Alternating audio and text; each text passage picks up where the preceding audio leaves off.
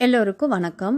இன்னைக்கு சாஸ்திரம் சம்பிரதாயம்ல நம்ம என்ன பார்க்க போறோம்னா 5 வகையான அன்னதோஷத்தை பத்தி பார்க்க போறோம். நாம் சமைத்து பரிமாறும் உணவுகளில் 5 விதமான தோஷங்கள் ஏற்பட வாய்ப்பு உண்டு என தர்மசாஸ்திரம் சொல்கிறது.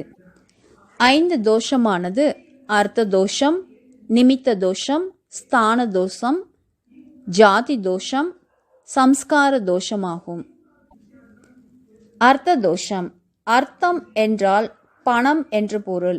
அன்னதானம் அளிக்க நினைப்பவர்கள் நேர்மையான வழியில் சம்பாதித்த பணத்தை கொண்டு மற்றவர்களுக்கு உணவளிக்க வேண்டும்.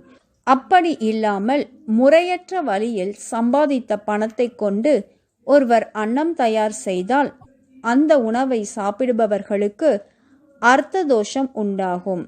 இதனால் அன்னதானம் சாப்பிடுபவர்களின் மனநிலையில் மாறுபாடு தோன்றும்.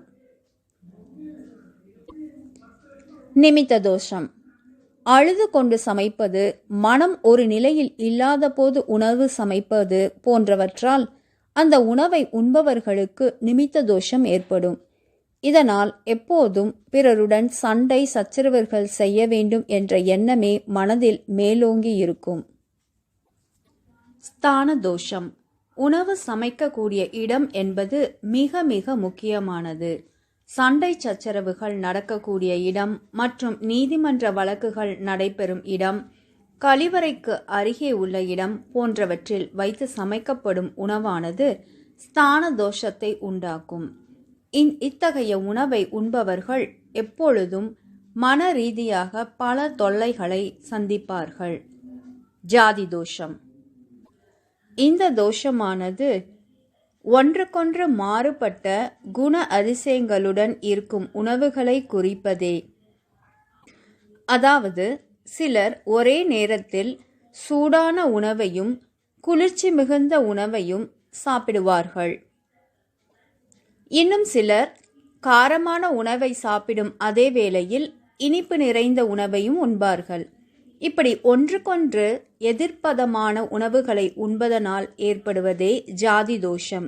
இந்த தோஷத்தால் அதை உண்பவர்களுக்கு ஆரோக்கிய குறைவும் வியாதிகளும் உண்டாகும். சம்ஸ்கார தோஷம் அதிகமாக கொதிக்க வைப்பது, தேவைக்கு அதிகமாக சுட வைப்பது, அசுத்தமான எண்ணெய்களில் வறுத்தெடுப்பது, பழைய உணவுகளை மீண்டும் மீண்டும் சூடுபடுத்தி உண்பது என பல விஷயங்களை இதற்கு உதாரணமாக சொல்லலாம்.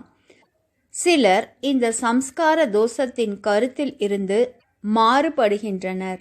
ஆனால் மருத்துவர்கள் கூட இது போன்ற உணவுகளால் ஏற்படும் பிரச்சனையை வலியுறுத்துகிறார்கள் என்பதை நாம் நினைவில் கொள்ள வேண்டும்.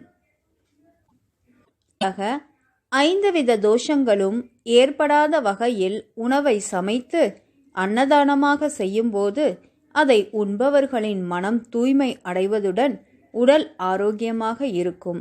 மேலும் ஒரு காரியத்தில் தெளிவான முடிவை எடுக்கும் சக்தியும் கிடைக்கும்.